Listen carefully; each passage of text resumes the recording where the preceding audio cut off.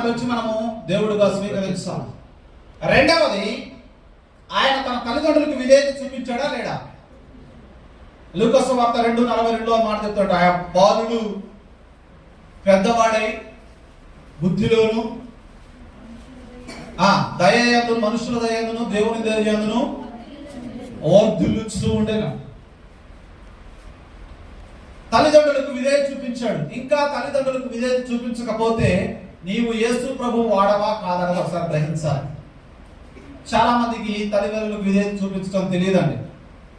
నిన్న కొంతమందితో నేను మాట్లాడుతా ఉన్నాను మా ఇంటి దగ్గర.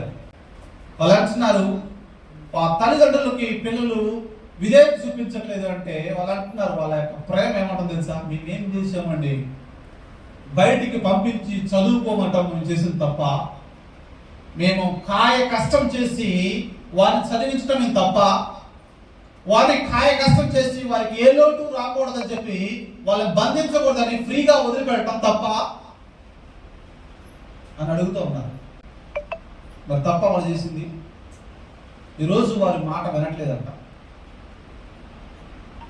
వారి మాట లెక్క చేయకుండా వెళ్ళిపోతా ఉన్నారంట.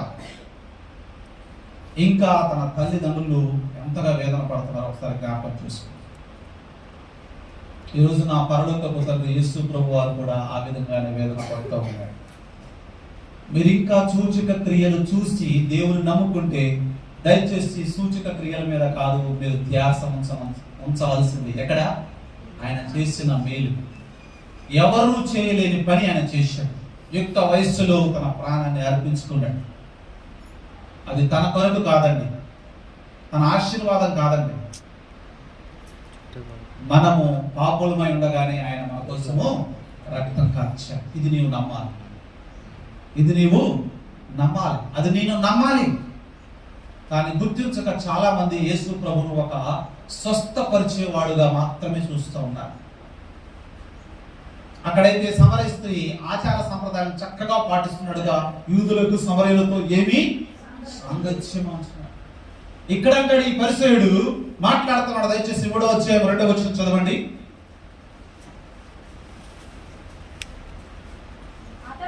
అతడు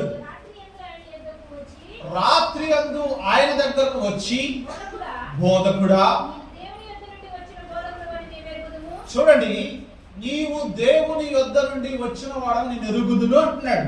ఈయన ఎక్కడ చూసి చూడండి అని అంటే, మనం ఇంతకుముందు 2వ అధ్యాయంలో చివరి వచ్చిన చూసాం కదా, బహుజన సమూహములు ఆయన వెంబడించాయి. అనేక మంది ఆయన చేసిన సూచక క్రియల యందు ఆ సూచక క్రియలు ఆయన అక్కడ ఉండి వినొచ్చు, లేకపోతే చూసినవి కూడా విని ఉండే కూడా ఉండొచ్చు. ఆ యొక్క బహుజన సమూహంలో ఏమైనా ఉండి ఉండొచ్చు, లేకపోతే బహుజన సమూహములో నుంచి విన్న వ్యక్తి ఇతను చెప్పుండొచ్చు. అది విన్న తర్వాత ఈ మాటలు వచ్చి యేసు ప్రభు దగ్గర చెప్తా ఉన్నాడు. ఏమని చెప్తున్నాడంట? దేవుడు అంటే నీవు చేసిన క్రియలు దేవుడు నీకు తోడై ఉంటేనే కానీ నీవు చేయించిన సూచక క్రియలను చాలా ఒప్పుకుంటున్నాడు కదండి. అంటే యేసు ప్రభుకి ఎవరు తోడై ఉన్నాడండి? ఇప్పుడు ఈ రోజున యేసు ప్రభుకి తోడైనటువంటి దేవుడు నీతో నాతో కూడా తోడై ఉంటాడు. దాన్ని చాలా మంది నమ్మట్లేదు. ఇక్కడ అవిశ్వాసి నమ్ముతున్నాడండి. ఇక్కడ అవిశ్వాసాన్ని ఎందుకు నేను చెప్తున్నానంటే, నేను విశ్వాసం ఉంచేవాడైతే నెక్స్ట్ క్వశ్చన్ ఆయన వేయడం. ఒకసారి చూడండి, ముందుకెళ్ళండి. అదే వచనం ఆయన వచ్చిన క్వశ్చన్. అందుకు యేసు అతనితో, ఒకడు క్రొత్తగా జన్మించితేనే కానీ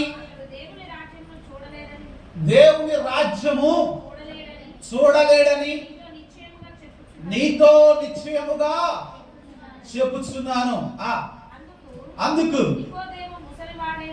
చూడండి, ఈయన కూడా ఏం చేస్తున్నాడు? ధర్మశాస్త్ర ప్రకారం అక్షరానుసారమైనటువంటి పదాలని అనుసరిస్తూ ఉన్నాడండి. అక్షరానుసారమైన అక్కడ ఏదుందో అదే మాట్లాడుకుంటూ పోతా ఉన్నారు. కొంతమందికి అక్కడ ఏం చెప్తుందో అదే మాట్లాడతారు, కానీ అక్కడ ఉన్న సందర్భానికి అనుగుణంగా ఆ పదం మారిపోతున్న సంగతి తెలియదండి. కొంతమంది దేవుని వాక్యం వింటారు, కొంతమంది దేవుని వాక్యం చదువుతారు, కొంతమంది దేవుని వాక్యాన్ని మోస్తారు. ఎట్లా మోస్తారు తెలుసా? ఎట్లా మోస్తారు?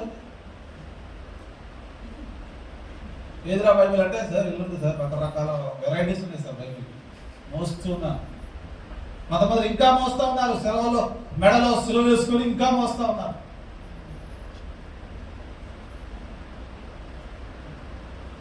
సహోదరుడు, ఆ సహోదరి నేను అంటున్నాడు, నేను ముసలివాడిని కదా, నేను మళ్ళీ నా తల్లిదండ్రుల గర్భంలోకి నేను ఎలా వెళ్తాను? అందుకు యేసు ప్రభు సమాధానం ఏం చెప్తున్నాడు చూడండి. ఏం చెప్తున్నాడు? యేసు ఆయనకు సమాధానం ఇస్తా ఉన్నాడు. ఒకడు నీటి మూలముగాను ఆత్మ మూలంగాను జన్మించితేనే గాని. ఇప్పుడు మీరు చెప్పాలి, ఎంతమంది యేసు ప్రభు దగ్గరికి వెళ్తారు? ఎంతమంది నీటి మూలంగా దేవుని దగ్గరికి వచ్చారు చెప్పండి. ఇక్కడ నీటి మూలంగా వచ్చిన వారు ఎవరు? నీరు అనగా అక్షరానుసారమైనటువంటి పదం చెప్పట్లే నేను. నీరు అనగా వాక్యం అండి. చాలా మంది నీరు అంటే ఏమనుకుంటున్నారు? బాప్తిస్మం అనుకుంటున్నారు. బాప్తిస్మం నీటితోనే ఇస్తారు, ప్రాబ్లం లేదు. బట్ ఇక్కడ నీరు అనగా దేవుని యొక్క వాక్యం. వాక్యం అంటే ఎవరమ్మా?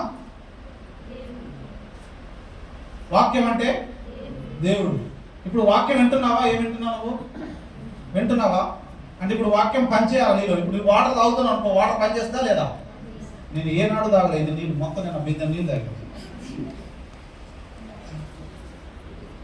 ఆఫీస్లో పక్కన ఉంటాయి, పోయినా కూడా నీళ్ళు తాగదు.